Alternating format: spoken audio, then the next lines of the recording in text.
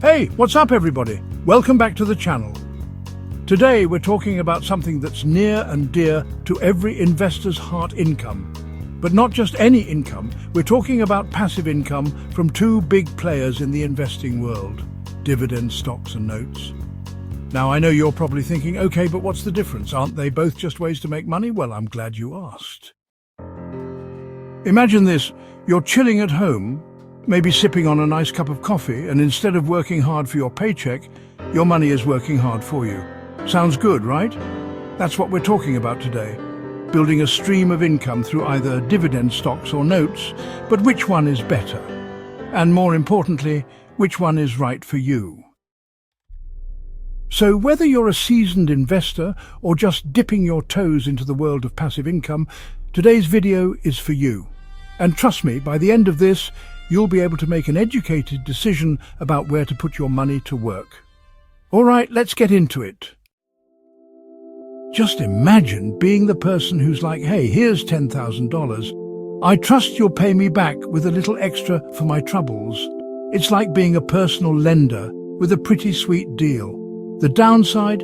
If the borrower defaults on the loan, you're left in a sticky situation. But if you're smart about who you lend to and diversify, it can be a pretty stable source of income over time. All right, let's get down to the nitty-gritty and compare dividend stocks and notes side by side. So what's the difference? First, let's talk about income reliability. With dividend stocks, the company's board of directors decides whether or not to pay a dividend.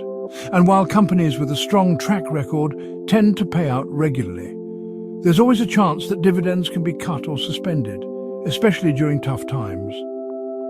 So, while it's a great passive income source, it can be a little unpredictable. On the flip side, notes offer a bit more predictability. The terms are set at the start. Whether it's monthly, quarterly, or yearly payments, you know exactly what to expect. If you invest in a secured note, your investment is backed by assets, making it more reliable than an unsecured note. The big downside here is if the borrower defaults. You might have to go through a whole process to recover your funds. Let's talk about risk. With dividend stocks, the company's performance and market conditions affect how much you can earn. The price of the stock could go up, down, or sideways, impacting your overall returns. Notes, however, are more predictable in terms of interest payments, though they can still carry risks based on the borrower's creditworthiness and whether the loan is secured or not. One more thing to note. Dividend stocks tend to be more liquid than notes, meaning you can sell them relatively easily on the stock market. Notes, on the other hand, are often harder to sell or transfer. So if you need quick access to your money, stocks might win here. So, let's break it down. Which one's right for you? Let's look at the pros and cons. Dividend stocks. Pros: steady, passive income. Potential for capital appreciation. Your stock price can go up. Easy to buy and sell, making them liquid. Can be reinvested for compounding growth. Dividend stocks. Cons: dividends are not guaranteed. Companies can cut them. Stock prices can be volatile. Don't expect everything to always go up. Not much control over the company's decisions. Now let's look at notes. Notes. Pros: predictable payments and terms, potentially higher interest rates than dividend stocks. Can be backed by collateral, providing security notes. Cons: risk of borrower default. Typically harder to sell if you need liquidity.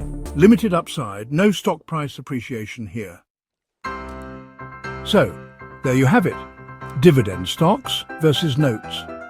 Both have their perks, but the best choice depends on your risk tolerance, investment goals, and whether you're looking for liquidity or predictability.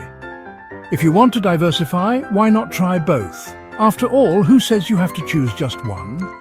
If you found this video helpful, make sure to hit that like button, subscribe, and leave a comment below. What's your favorite way to invest for passive income? Share this video with your friends who might want to learn the difference between dividend stocks and notes. Let's keep this conversation going. Thanks for watching, and as always, keep making those smart financial decisions. See you next time.